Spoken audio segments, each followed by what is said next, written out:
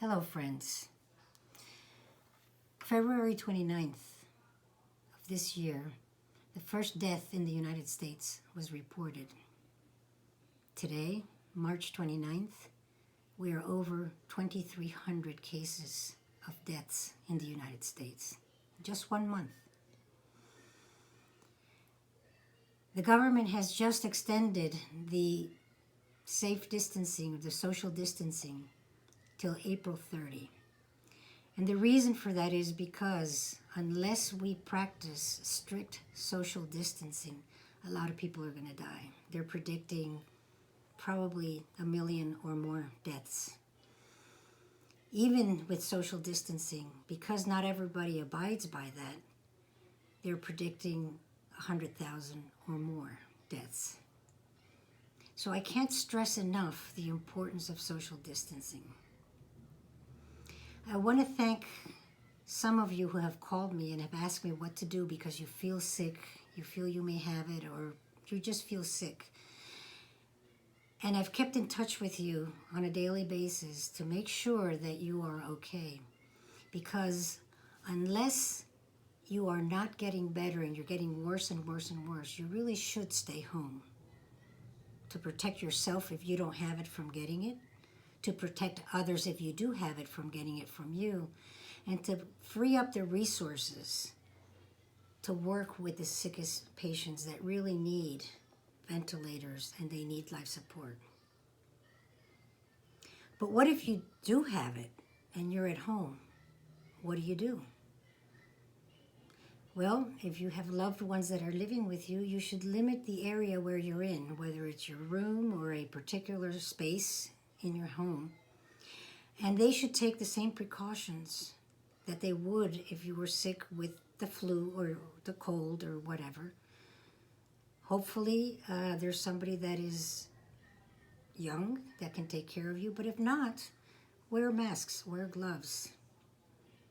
And then make sure you clean the surfaces and anything that the patient touches.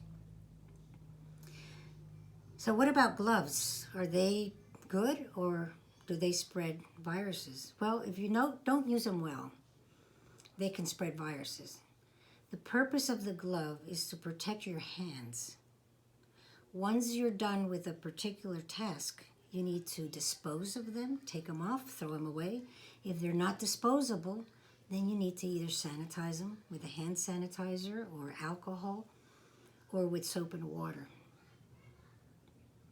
And then you let them dry, and then you can use them again.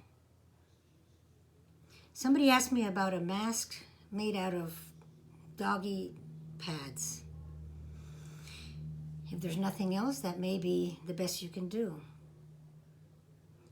But the best thing you can do is social distancing. Make a list, have one person go out. Spend the least amount of time that you can outside of the home. And doesn't mean you can't go for a walk with your dog. Keep your distance. Now, I've mentioned this before and I'll mention it again. 80% of people that get this are going to be okay. But 20% of the entire population of the United States is a lot of people. We need to protect each other. Good news, in Spain, more than 900 people have gotten off ventilators, which means that there are people that even though they are that sick, they can get off. That's the good news. One of you asked me if you should go out to get tested to see if you have an antibody. The people that have been infected probably do have antibodies, but now is not the time to look for that test for you, unless you are a healthcare provider, unless you are an essential personnel.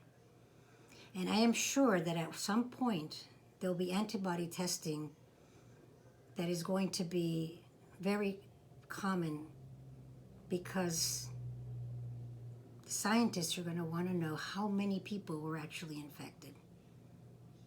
But for now, it is important to maintain that social distance. And it's going to be another month. I know it's going to be hard. It's tough. We're social people. We want to be with each other.